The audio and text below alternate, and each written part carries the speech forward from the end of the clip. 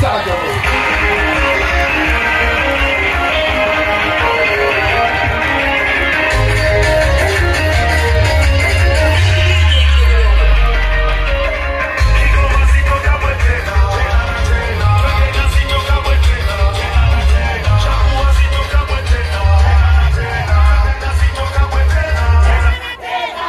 Machinjioni safi.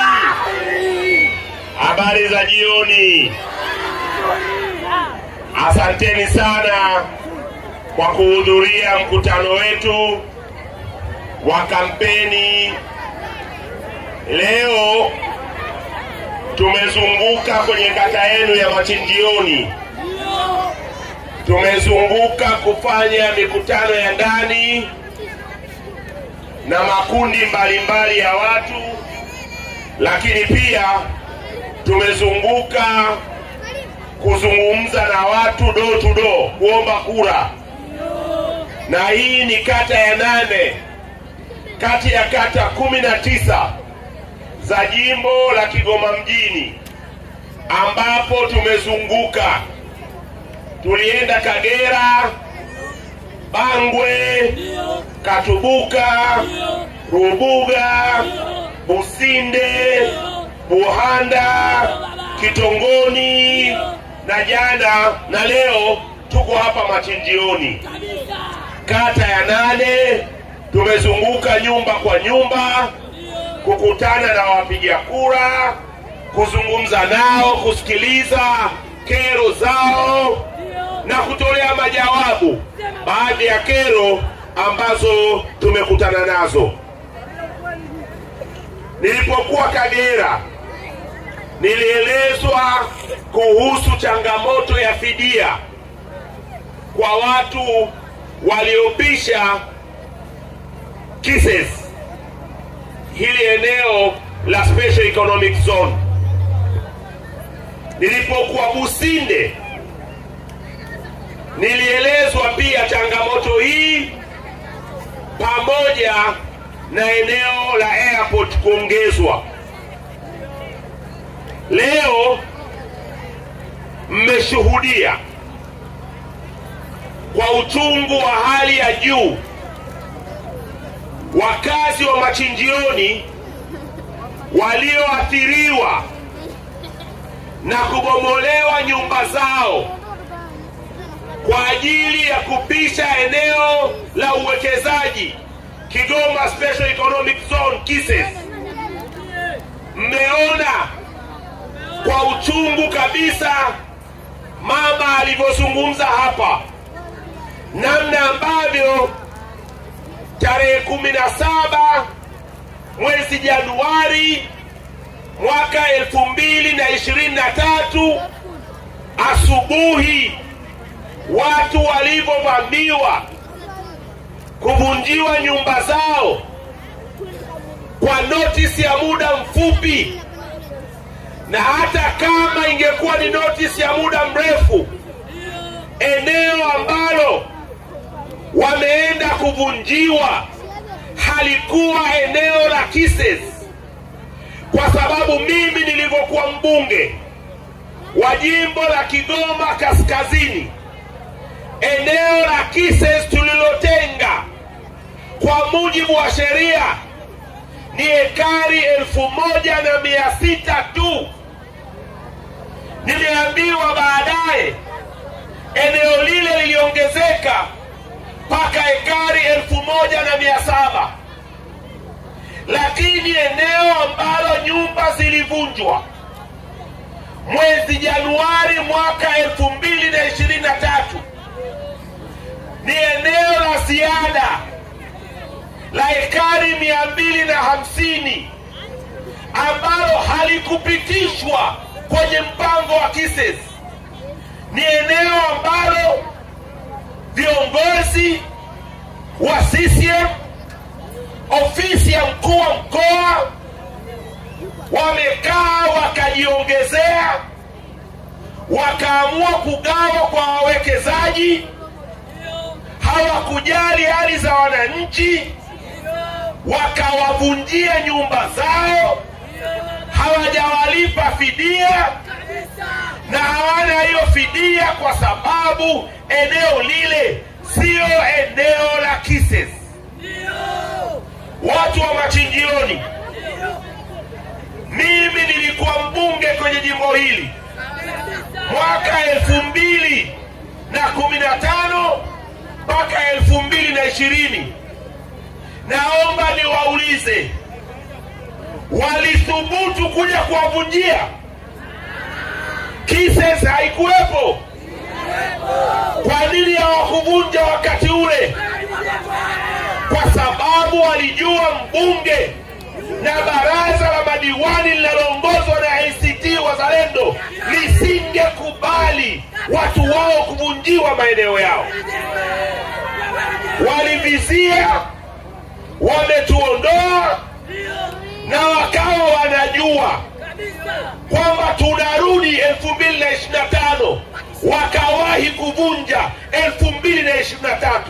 Uamuzi ule utawatokea Pwani. Tutawapambania watu wa Machinjioni. Nilivyokuwa mbunge wenu, hawakuthubutu kufanya walivyofanya.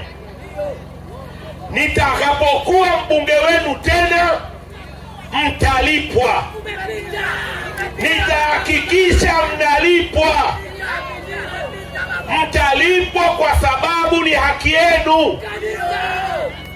Serikali imezuiwa na katiba. Katiba ya Tanzania ya mwaka 1977 imepiga marufuku serikali kutwaa ardhi au mali ya mtu yoyote kwa ajili ya shughuli za maendeleo bila kulipwa fidia. Katiba imepiga marufuku.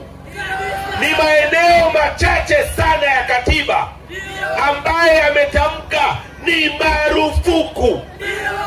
Miongoni mwa maeneo machache ni eneo la kutwaa maeneo ya watu bila fidia. Nataka niwaambie watu ambao zaidi ya nyumba 300 zilivunjwa, watu ambao ni zaidi ya kaya 500 zilizokuwa zinaishi kwenye nyumba hizo, watu ambao ni zaidi ya watu 2000 ambao mmeathiriwa, mmeondolewa kwenye nyumba zenu mlizojenga kwa jasho lenu, na serikali ikawapa vibali vya ujenzi, serikali ikawaletea maji, serikali ikawaletea umeme. Kama mlikuwa mmejenga eneo si halali, kwa nini waliwapa vibali vya ujenzi? Kwa nini waliwaletea umeme? Kwa nini waliwaletea maji? Kuwaletea umeme, kuwaletea maji, kuwawekea namba za utambuzi, maana yake mlikuwa mnakaa maeneo halali. Serikali haikuwa na haki yoyote ya kuvunja maeneo yenu. Nataka niwaambie, nitawafuta machozi. Niombeeni tu nirudi bungeni, nitawafuta machozi. Kwanza, tutafanya uchunguzi wa kina. Tutamtaka mdhibiti na mkaguzi mkuu wa hesabu za serikali na TAKUKURU wafanye uchunguzi. Hekari 250 ziliingiaje kwenye Kisses, wakati Kisses ni hekari 1600 1700 tu. Na tutachukua hatua kali za kisheria kwa watendaji wote wa serikali ambao waliongeza eneo, na kila mtu ambaye ameathiriwa atalipwa fidia stahiki. Nitasimamia hilo mimi mwenyewe. Nitawapambania, nitawapigania, nitapaza sauti, nitawafuta machozi. Mama ambaye umelia hapa, nitawafuta machozi. Mtalipwa fidia, mtarejesha maisha yenu. serikali gani? Watu wanahangaika, wanajenga nyumba zao, mnakwenda kuwabomelea, mnawarudisha watu kwenye umaskini, halafu mnawaletea TASAF. Huu ni upumbavu na hatuwezi kuruhusu, na tutapambana. Mnasema kwamba eti mnaweka eneo la kiuchumi. Uchumi gani huo wakati mnakandamiza raia wenu warudi kwa maskini? Mtu ambaye amejenga nyumba yake, amejikomboa, amejiondoa kwenye kulala hovyo, amejiondoa kwenye kulipa kodi ya nyumba, leo unamrudisha mtu kwenda kupanga kulipa kodi ya nyumba. Amehangaika zaidi ya miaka 10 kujenga nyumba yake, alafu mnajiita ni serikali ya watu, mnajiita ni serikali ya utu. Utu gani huo? Naona mabango yao yanaandikwa kazi na utu.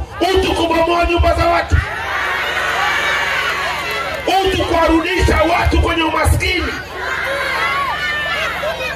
Ni nchi ya Tanzania tu ambayo serikali inaweza ikawarudisha watu kwenye umaskini. Ni Tanzania tu. Nchi zingine miradi kama ya KISES ingekuwa inawasaidia. Miradi inapaswa kuwa empowerment, sio disempowerment. Serikali ya Chama cha Mapinduzi inawafukarisha, na sisi hatutakubali. Kazi yenu ni moja tu, nipelekeni bungeni. Nitauwasha moto huko, watakuja kuwabembeleza kuwalipa fedha zenu. Sitachoka kuwapigania. Nimekuwa nikiwapigania maisha yangu yote, sitatoka kuwapigania. Watu wa Businde, watu wa Kagera, watu wa Machinjioni, watu wa Rubuga, watu wote mlioathiriwa na KISES na uwanja wa ndege, mtetezi wenu nipo hapa. Nitawatetea, nitawasemea, na mtalipwa fidia kwa sababu ni haki yenu. Ni haki yenu, na wao wanajua. Ndio maana hawakuthubutu kuwabomolea wakati mimi ni mbunge na halmashauri ni ACT Wazalendo. Na wahakikishia wale mnaotoka kata zingine, nipeni madiwani wa ACT Wazalendo, turejeshe halmashauri, tuwarejeshe heshima yenu, mlipe fidia zenu, muendeleze maisha yenu. Leo nimepata uchungu sana katika kuzunguka kwangu kuomba kura. Nimekwenda kuonana kwenye nyumba, kwenye familia moja, walikuwa na nyumba yao nzuri, watoto wao wanasoma sekondari, wanawasomesha wao wenyewe. Baada ya dhahama iliyotokea Januari 2023, mtoto mmoja akaondolewa kwenye masomo kwa sababu wazazi wasingeweza kulipa kodi, na wakamsomesha mtoto mmoja, akaondolewa kwenye masomo, mtoto akarudishwa nyuma. Nimewakuta wanakaa kwenye nyumba ya mabati yaliyoezuliwa kwenye nyumba iliyobomolewa, ndio wameyaweka kama nyumba. Leo Tanzania raia anafanywa hivi. Sitakubali, sitakubali, sitakubali. Nipelekeni bungeni niende nikawatokea watu hao. Narudia, hawakuthubutu kufanya haya nikiwa mbunge na tukiwa na manispaa ya ACT Wazalendo. Wanajua tusingekubali. Turudisheni manispaa, tupelekeni bungeni, nipeni uledi aende kwenye manispaa. Tutawalipa fidia, mtarejeshewa maisha yenu kama yalivyokuwa kabla.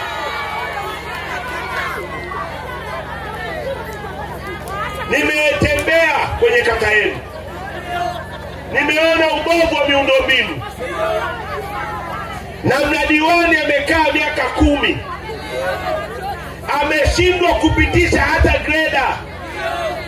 Vijana wa bodaboda wananiambia wanawasha bodaboda, abiria mmoja shilingi 1000, mafuta yanawaishia lita moja, hasara.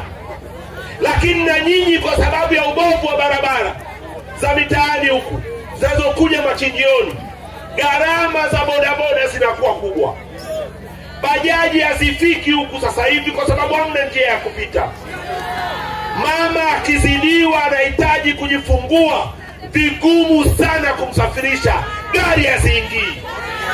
Mambo haya yote nitayakomesha. Nina rekodi hiyo pamoja na baraza langu la madiwani. Tumejenga mabarabara katika mji huu.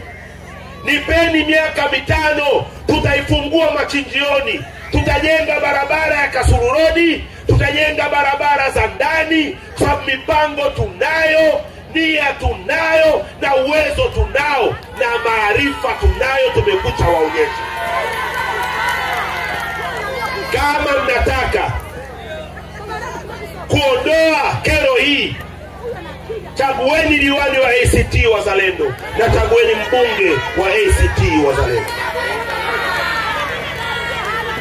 Nimekutana na makundi ya watu, wamenieleza tatizo la NIDA,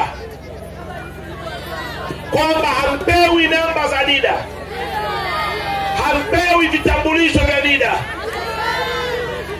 Mkienda kwa watendaji kukusanya kuchukua vitambulisho, mnaambiwa mpeleke vyeti vya kuzaliwa vya mabibi, mkaonyeshe makaburi ya mababu.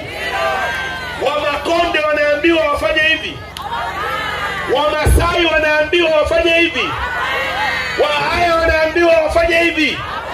Kwa nini watu wa Kigoma tu? Kwa nini watu wa Kigoma tu?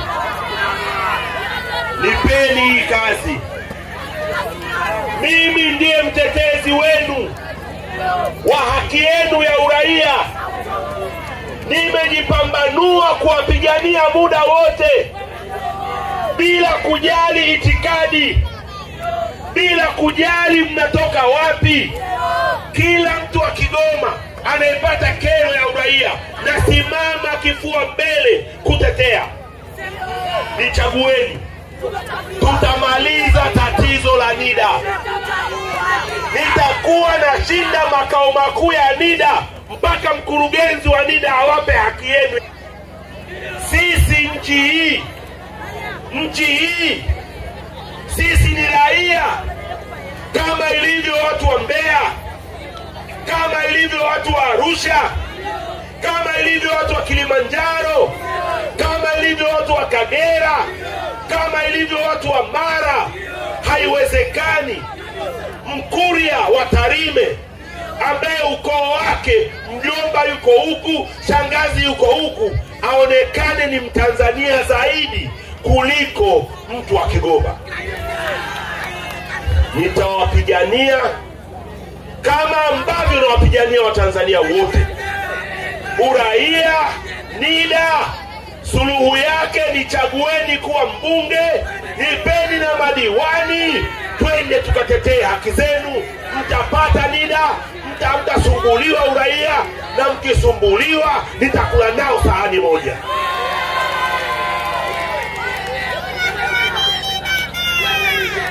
Nimepata taarifa kuhusiana na kero za ajira kwenye viwanda, kwamba vijana wetu hawaajiriwi kwenye viwanda. Viongozi wa serikali za mitaa wanatoa ajira kwa rushwa. Vijana wanapoenda kutaka ajira wanaomba rushwa. Nichagueni kuwa mbunge wenu. Nitakutana na wenye viwanda wote. Tutakuwa na kikao cha ujirani mwema, kukubaliana kama sehemu ya kuhudumia jamii. Wanaita corporate social responsibility. Kipaumbele cha vijana kutajirani na vile vile ndani ya manispaa. Tutakaa na waajiri, tutakaa na wawekezaji, tutakaa na wenye viwanda na kujadiliana na kukubaliana namna gani ambavyo mtapata fursa za ajira. Huo ndio uongozi, na mimi nitatoa huo uongozi, na na hakika hamna mashaka na uongozi wangu. Mna mashaka? Mna mashaka? Mna mashaka? Nipeni uledi kwa ya machinjioni, nipeni madiwani wa ACT Wazalendo. Tutahakikisha tunatoa kipaumbele cha ajira kwa vijana wetu. Hapa tunawagombea, tunamgombea udiwani na tunamgombea ubunge. Mimi naegombea naye ubunge sina haja ya kumwelezea, kwa sababu nyinyi mnajua zaidi kuliko mimi. Hata kwenye familia, sisi wote ni watu wa Kigoma, wote wagombea wote ni watu wa Kigoma, ni ndugu, si ndio? Lakini hata kwenye familia kila mtu ana majukumu yake, si ndio? Ndani ya familia zetu tukikaa vikao vya familia, mnataka kutuma posa mahala, kuna watu mnaweza kuwatuma, na kuna watu mnasema huyu hali huyu hapana, tusimtume, si ndio? Au kuna ugonjwa, kuna mgonjwa, mnakaa kikao cha familia, mnajadiliana, mnajua nani wa kumwita na nani wa kutomwita. Lakini pia kama kuna kikao cha familia, kuna harusi, anatakiwa mtu wa kufurahisha harusi, wa kuchekesha waliokuja kwenye harusi. Mnajua nani wa kufanya kazi hiyo, si ndio? Kila mtu kwenye familia ana wajibu wake, lakini wote ni wanafamilia. Wa kumtuma kwenye posa, mtamtuma yule jamaa kwenye posa? Au pakiwa na mgonjwa, mtamtuma yule jamaa? Lakini pakiwa na kuchekesha maharusi, itakuwa kazi yake hiyo, sio? Pakiwa panahitaji uongozi, kwa sina haja ya kufafanua, kwa sababu watu wa Kigoma najua mmeshaamua, mmeshajua pumba na mmeshaziweka pembeni, au sio? Au sio? Au bado hamjaamua? Mbunge nani? Mbunge nani? Sasa kwenye udiwani, huyu bwana anayegombea kupitia CCM hapa, tulikuwa tangu tumeingia 2016 ndani ya baraza, tulikuwa na kazi kubwa ya kubadilisha mji wetu, kupitisha miradi mbalimbali.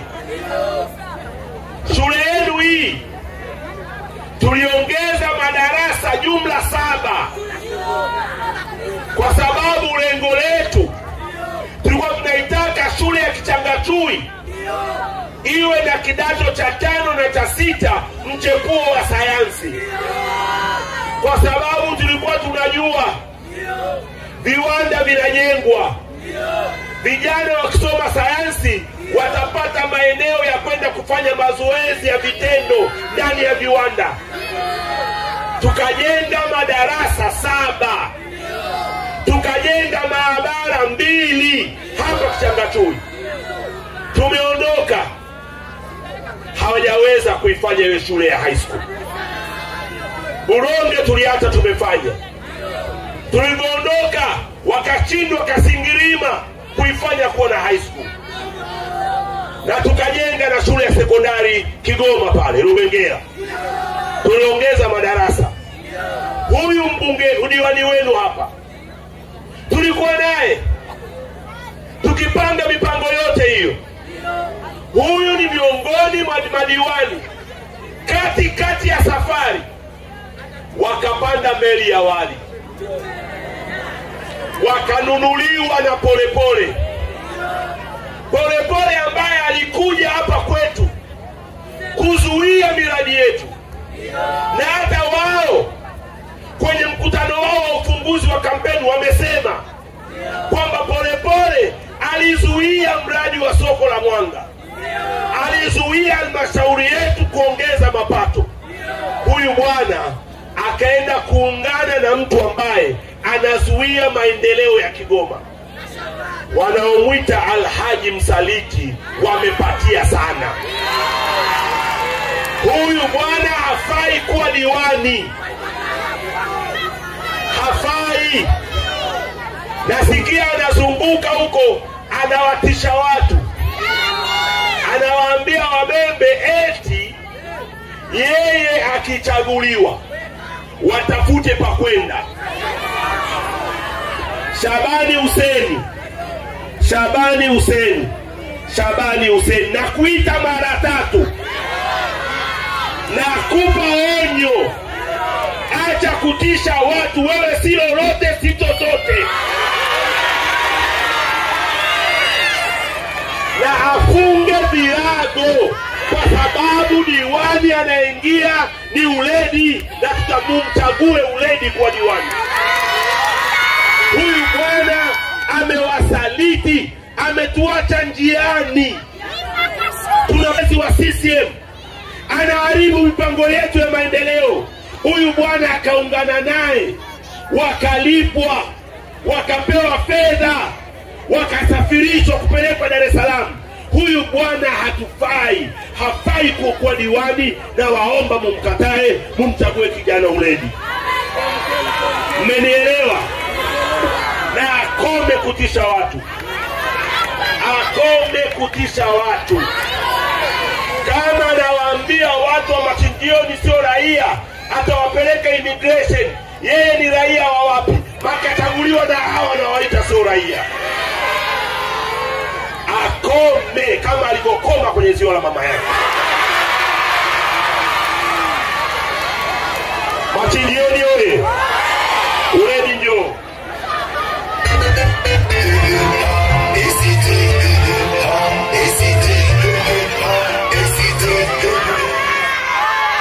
Nimemuona Uledi,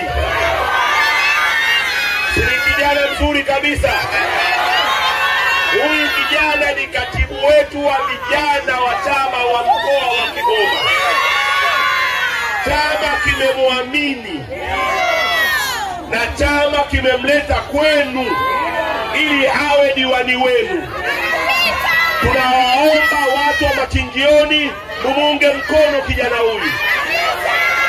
Ni kijana mwenye adabu, ni kijana ambaye atakuwa diwani bora, ni kijana ambaye atakuwa kiunganishi kati yangu mimi mbunge na nyinyi watu wa machinjioni. Kwa kushirikiana naye tutaondoa kero ya miundombinu ya barabara kubwa na za ndani katika kata yetu. Kwa kushirikiana naye tutakaa na wawekezaji kuweka mpango maalumu wa vijana wa kata hii kupata ajira viwandani. Kwa kushirikiana naye tutapigania haki yenu ya uraia na mpate NIDA. Kwa kushirikiana naye tutapambania watu waliodhulumiwa, waliovunjiwa nyumba zao, ili Uledi wasalimiwa wapiga kura wako wa kura. Tutatumaliza. Machinjioni, habari za jioni. ACT Wazalendo, Mwami mmemwona? Wangapi kura za ubunge kwa Mwami? Asanteni. Kama alivyosema ndugu Zito Zuberi Kabwe, mimi naomba niombe kura na mambo mawili ya kuzungumza. Kwa majina naitwa Uledi Amri Karikela, ndiye diwani ninayesubiri kuapishwa tarehe 29 mwezi wa 10 kata ya Machinjioni.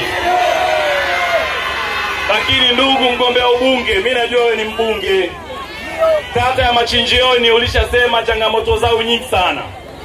lakini mimi siku nitakawapishwa kuwa diwani wa kata ya Machinjioni, jambo la kwanza ninalokuomba mheshimiwa mbunge na mimi nikiwa kama diwani, watu wa Machinjioni hawana barabara. Barabara wanayotumia inawaunganisha wananchi wa Machinjioni kwenda mjini ni hii unayoiona kwenda mpaka kwa Mbembe kushuka mpaka chuo cha Muuminu pale msikitini. Barabara hii ilijengwa wakati Zitto akiwa mbunge na Alhaji Msaliti akiwa ni diwani wa chama cha ACT Wazalendo. Barabara ile iliharibika na kuwa na makorongo masika yaliyomalizika. Leo hii tunapozungumza